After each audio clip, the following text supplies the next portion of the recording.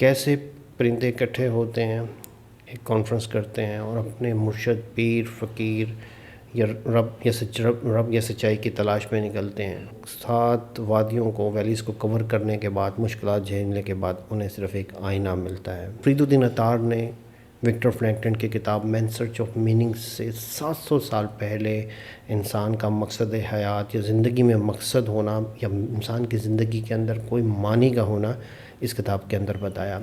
یہ صوفی tell Islamic Sufism کا jewel ہے، تو فرید الدین عطار نے نیشا پور میں لکھی۔ اس کتاب کے اندر جتنے بھی پرندے ہیں وہ کسی نہ کسی انسانی کمزوری کو بیان کرتے ہیں۔ آپ کی زندگی کے اندر کوئی بھی مقصد ہے، رب کی تلاش ہے، اپنی تلاش ہے، یا کوئی گول اچیو کرنا ہے، آپ کو 7 ویلیز سے گزرنا پڑے گا، تبھی آپ اس مقصد تک پہنچ سکیں گے۔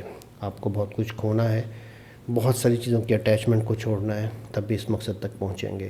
میرے دوستوں، اگر آپ کو یہ ویڈیو اچھی لگی، 2 سیریز ویڈیو کو ضرور دیکھیے۔ Modern day interpretation of Farid الدین عطار's منقط الطائر یا کانفرنس آف دی برڈ۔